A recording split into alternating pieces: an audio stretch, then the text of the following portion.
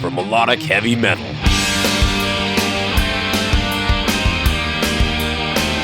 Playing it heavier, louder, raunchier, faster. This is the Signals of Intuition.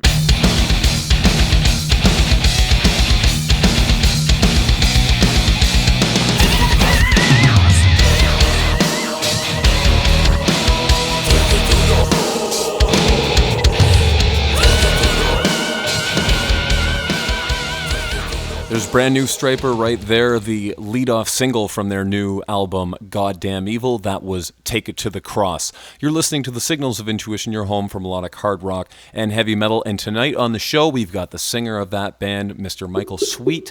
So let's get him on the line right now. Hello. Hi there, Michael. It's Brandon calling from the Signals of Intuition. How you doing? Hey, buddy. How you doing, man? Good. So I guess let's dive right in. I've got to say, I finished listening to the new record, Goddamn Evil, and I thought you guys did a really fantastic job. What can you tell me about the writing and recording of this album? Well, we did it pretty much like the last two albums, which was, we didn't have a lot of time to write it. We came off the heels of a lot of other things going on, and I locked myself in a room and spent about 9, almost 10 days working on the songs. I submitted a few ideas, and I pulled from that and wrote some lyrics and melodies to those, and then added all the stuff that I had written, and we wound up with 11 songs. And Robert came up with the title, actually a few years back, and it's a title that we didn't want to go with at that point in time, that we felt like it would be perfect for 2018. Because of all the violence and the evil that we've seen in recent times. So it just all came together, man. And then we went in. It was a bit of a blur. We wrote the album, and the guys flew right out. I taught them all the songs. We rehearsed for about 10 days, and then we went right into the studio and started recording. And it went by so fast, and it's hard to believe that the album's coming out in just a few weeks. It's incredible to me. I can't even believe it. It's like, where does the time go? And you guys worked at Spirit House again with Danny Bernini, correct? Yeah, I think that's pretty much our home until we're done recording. I mean, unless they close their doors, as long as they're open, we'll always go back there. Danny's the best engineer you're ever going to find. He's a great guy, very musical. And the studio is just phenomenal. It's a multi-million-dollar house on 14 acres, and you live there while you record. They feed you. You sleep there. You live, eat, and breathe music, and and the price is very fair. So we're able to go and make some really killer sounding albums and have a blast doing it. Yeah, it's funny, kind of mentioning the sound. What guitars and amps did you use on the new record? You've got a really nice guitar tone on it. Oh, well, thank you. It's similar to what we've done. I mean, one thing that we've always done that is that signature Stryper sound is we've always preamped the front end of a head, usually Mesa Boogie, with a parametric EQ. And back in the day, I used to use a Lab Series L5 or an L11, and I'd preamp a Marshall, the front end of a Marshall, and that was the Stryper tone. I wanted to downsize, not wheel around heavy gear, so I stumbled upon a Furman PQ3 rack mount EQ, and that became the signature Stryper tone that you hear on Soldiers, Tell With the Devil, In God We Trust. And nowadays, brought that down to Tech 21. They make a Paradriver, and then they make a new EQ. It's a dual band parametric EQ pedal, and that's what we used on this album. Into the front end of we had a Mesa Barba amp, we had a Mesa Boogie Mark V, and a Splon, and also a Jet City. I've heard great things about their amps. I've never played one, but I've heard really great things about the Jet City. Bang for the buck, they're the best.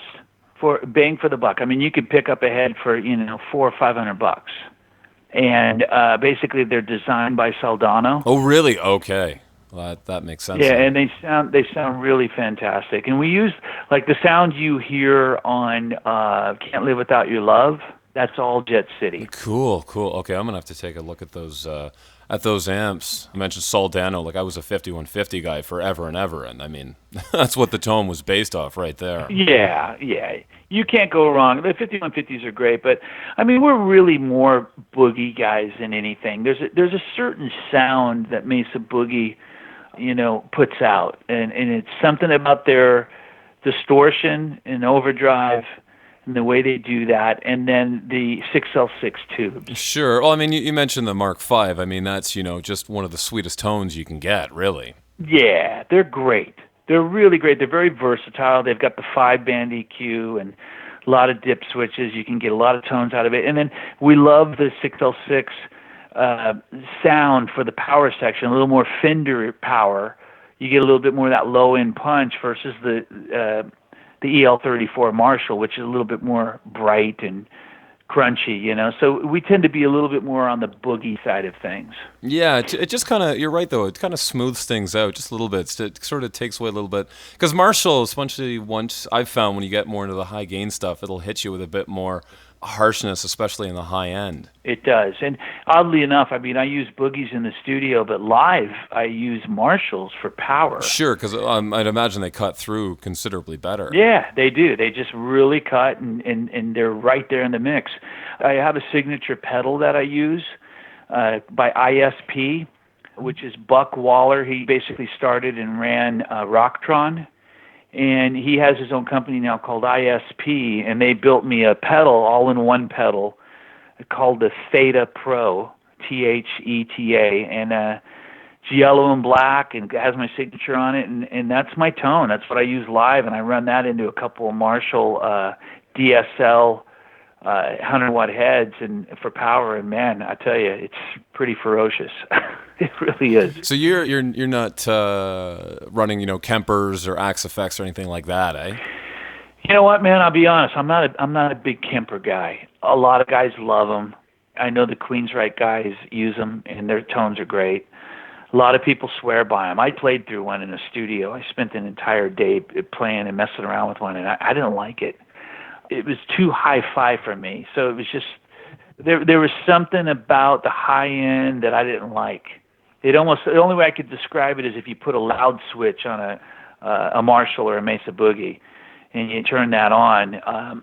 It's just that hi-fi kind of thing of extra lows, extra highs, and you don't typically want those frequencies with guitars. And it wasn't my thing, but I do have an Axe Effects, and I use that for a number of things, not live.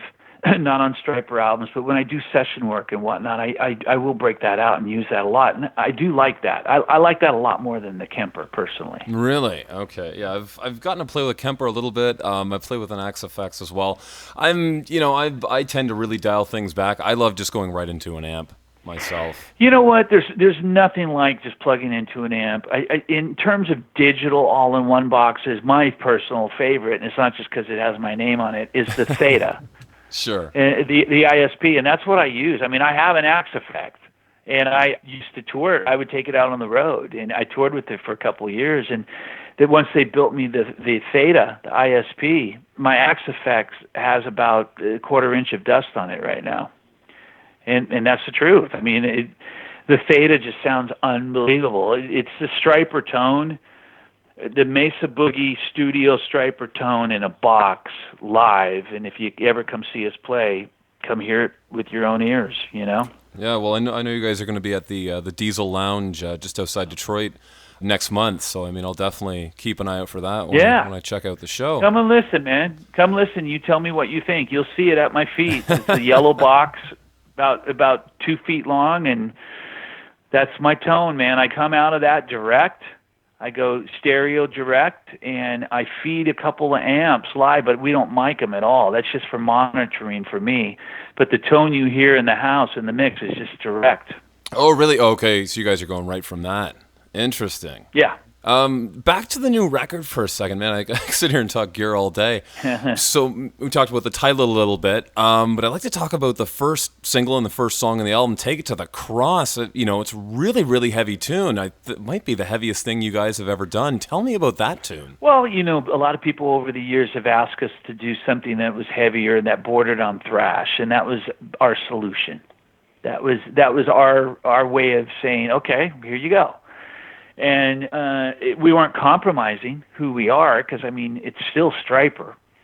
It's definitely unlike anything Stryper's ever done in terms of the chorus specifically. But, it's still Stryper. And we had fun playing it and fun recording it. We brought in a guy named Matt Bashan to do some death growls on it. And from Shadows Fall. Okay. Yeah, Shadows Fall and Act of Defiance, yep. And he just killed it. He came in 15 minutes and banged it out, and we were having a party, man. When he was recording that, we're like, yeah, we were pumped, and we had a blast doing it. So it's interesting to see the response. I kind of expected it. It's a love-hate. There's no middle ground at all. Sure. People either love it or they hate it. Yeah, and part of that is if all you know is Stryper and maybe that 80s metal sound.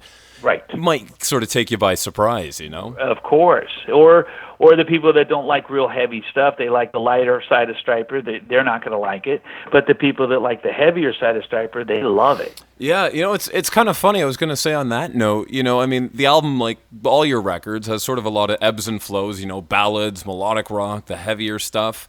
Kind of mentioning that whole sort of thrash thing, like why not do, like even as a future album, why not go for broke and maybe just do an album of all heavy songs? You guys think you would ever do that, or you just kind of want to sort of keep...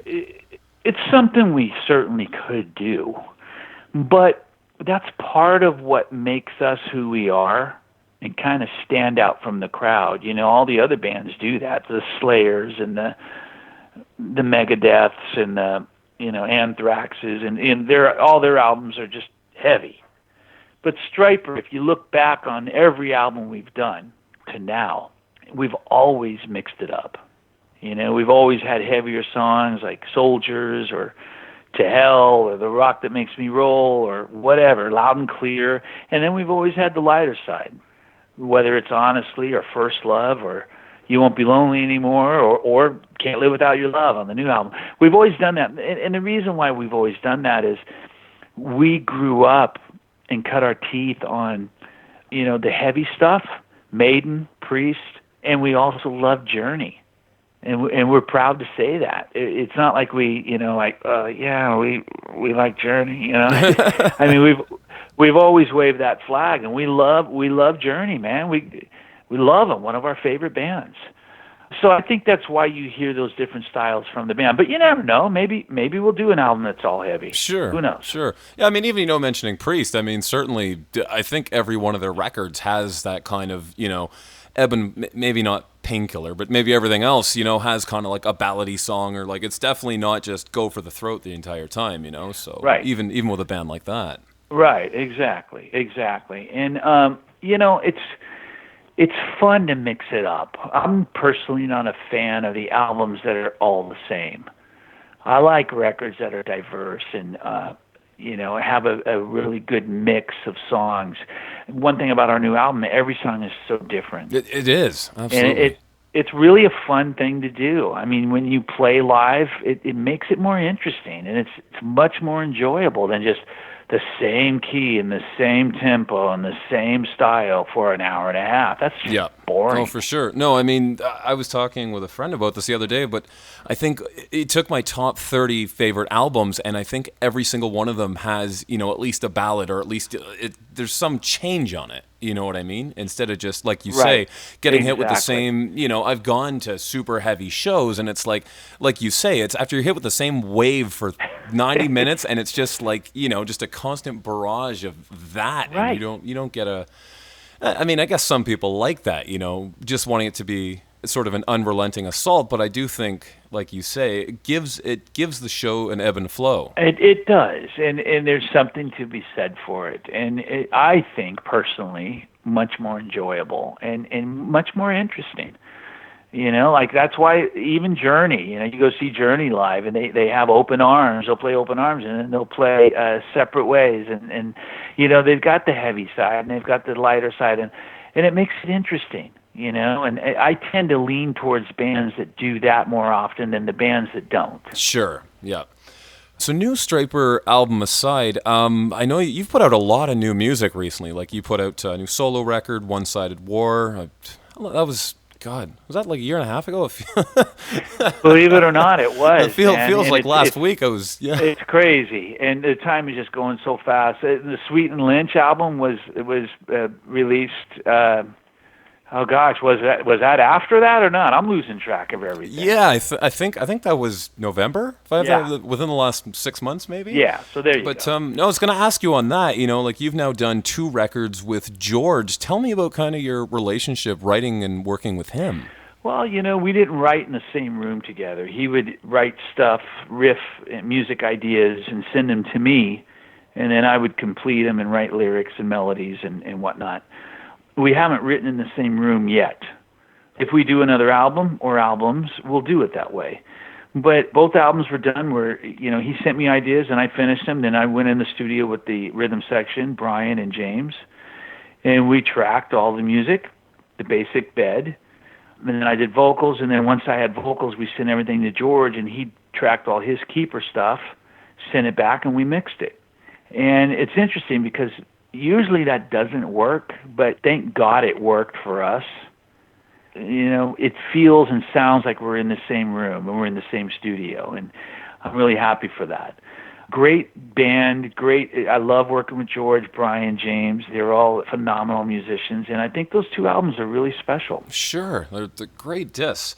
I was going to ask, too, I interviewed George a couple years ago, and he mentioned that you were going to be a part of Tooth and Nail. I guess they were planning on a second album. I don't know if that's coming. Have you heard anything more about that? Like, are you going to be a part of it, or? You know what, man? I haven't. And I'm assuming that this thing that they're doing with Robert Mason, with the new band, I don't even know what it's called, Supernova, or not Supernova, but Super something. I think that is basically that same Tooth and Nail thing. I could be wrong. But I haven't heard from anybody. They basically said, yeah, you're the guy.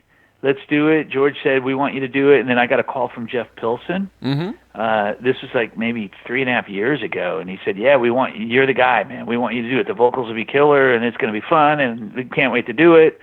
And I didn't hear anything about it. And I just assumed Jeff was busy and everybody was busy.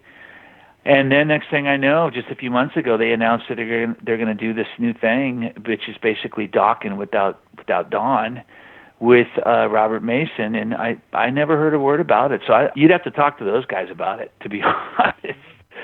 I don't know, man. I'm busy. I'm too busy with other stuff. I got the Stryper tour and Stryper album, and I'm going to do an album with Joel Hoekstra, and I got a lot of stuff to do. So. Oh wow, okay. Tell me about that. Is that like if you guys started writing, or how far along is that that record? We're going to start writing at the end of this year, and hopefully start recording at the beginning of next year. Oh, okay. So hopefully you guys will have maybe something probably towards the end of the year then, next year? Yeah, we would. I would say it would probably be released by the end of next year. It's got to come out next year for sure. Sure. And I love George. I mean, I love George, and I love working with him. But I do want to kind of branch out and try some different things. So I'm excited about working with Joel. Joel's one of my favorite players, man. He's brilliant. He's just so good. Like, you're not going to find a better player, a better rock guitar player. And I love his approach to writing.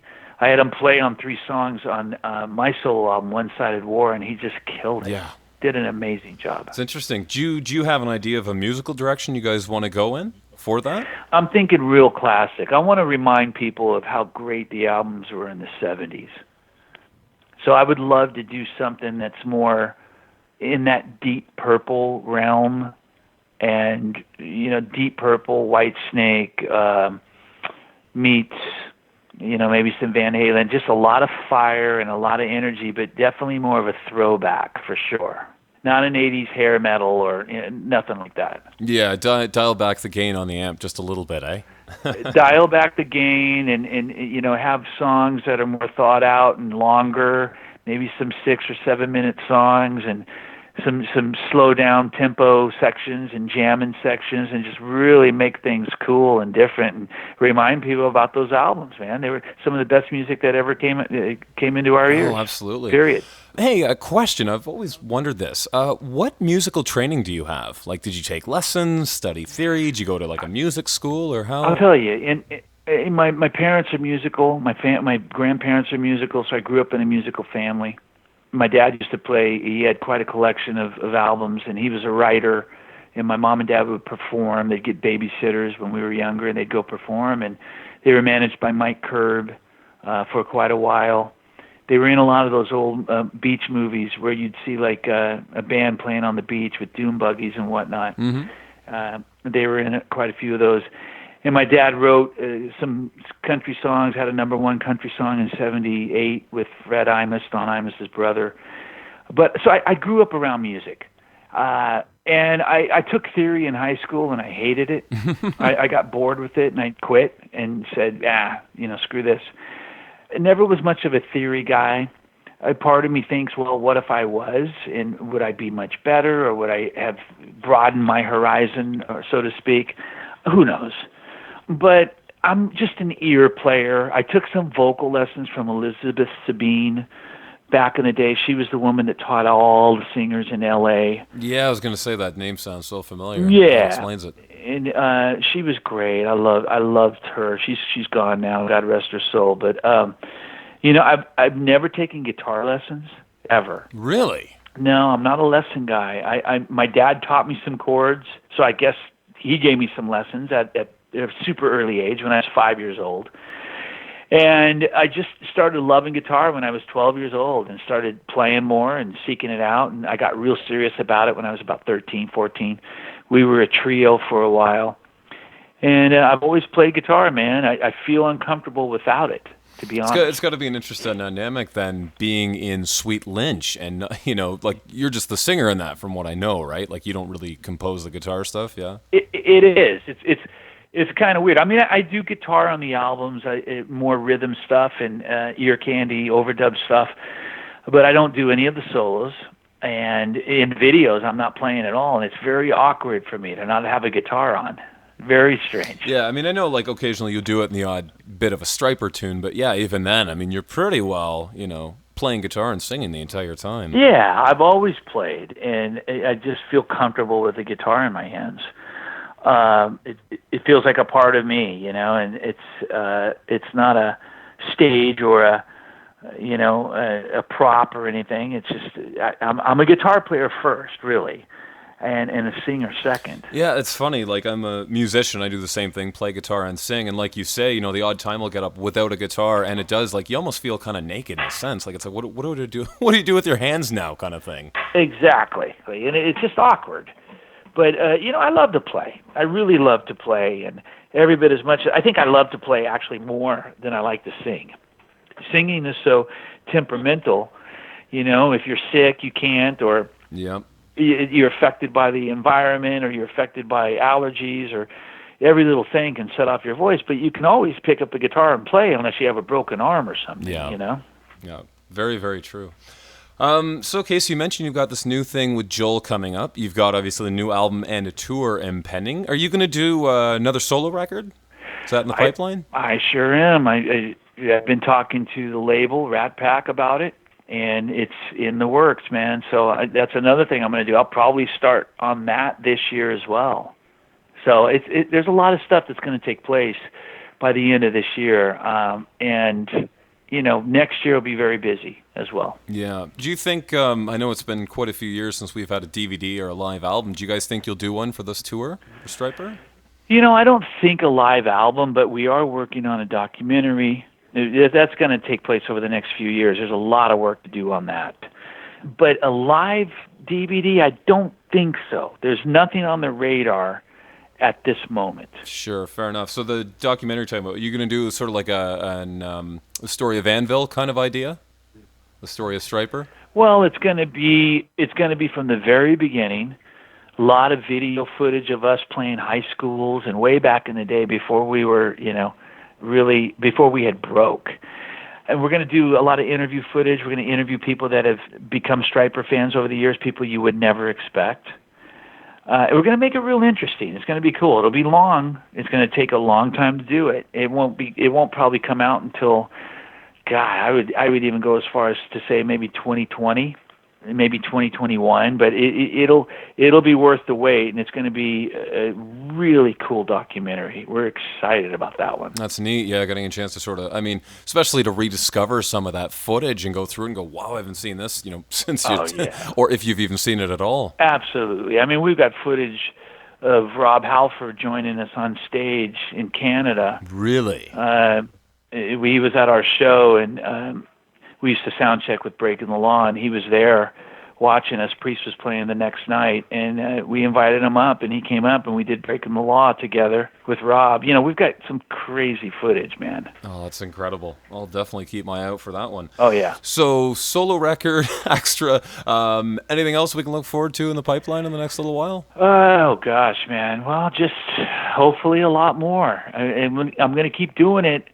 Well, I've got these open doors, and I've still got the creative juices flowing and have my health, and we're going to just keep doing what we love doing, man, and being passionate about it, and hopefully people will follow suit and stay on board, and we're going to keep building it. And who knows, maybe in 3-4 years' time, we'll be in our prime. Sure.